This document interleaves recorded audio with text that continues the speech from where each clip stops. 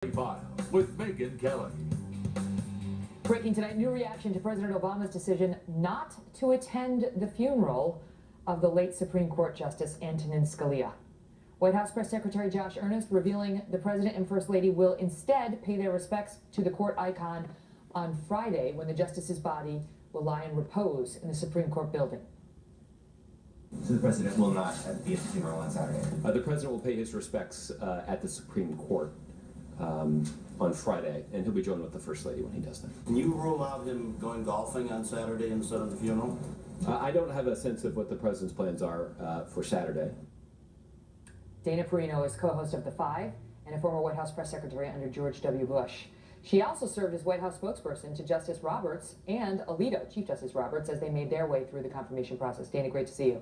Those were the days. In fact, I think that when we sort of crossed paths then. For the first time, because I was covering the Supreme Court. Yes. And you were shepherding Roberts through, Chief Justice Roberts through. I find no precedent for this in history, that a sitting U.S. president would not attend the death of a sitting Supreme Court justice. Why wouldn't he go? The White House says he has no plans on Saturday. If I'm trying to be charitable, maybe it's because he didn't want to be a distraction at the funeral, but even when I try to be charitable like that, my argument falls apart. I think the president clearly doesn't want to go.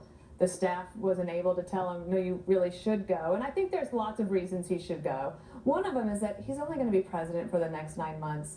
Participate.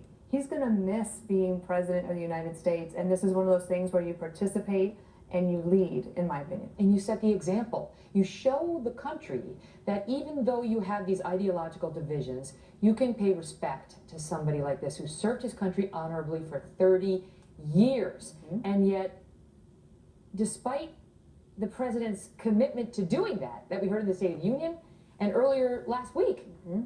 he refuses for some. The president said that one of his regrets was that he wasn't able to bridge partisan divides. And then he fails to practice what he preaches. This is an easy thing to do. Right. It takes an hour out of your day. It would be the right thing to do. And you make a good point.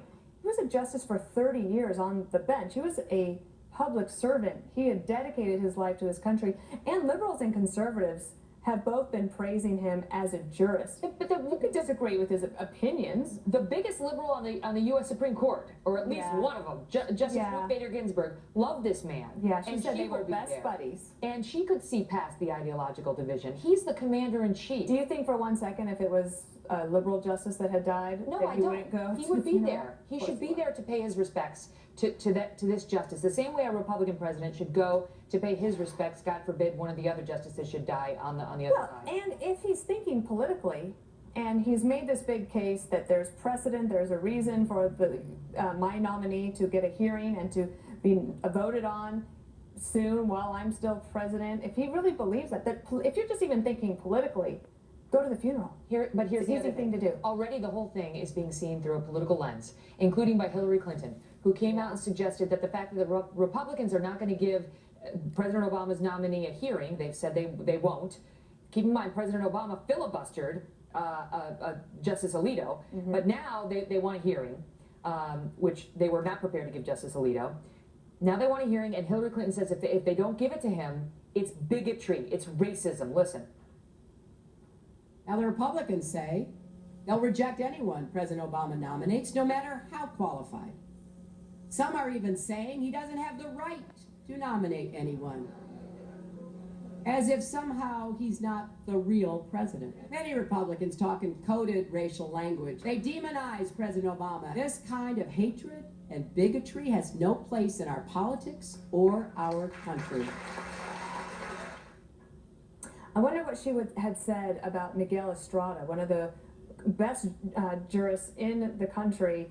He was a nominee under George W. Bush. He was absolutely blocked. And what if I had said from the podium, is it because he's Hispanic?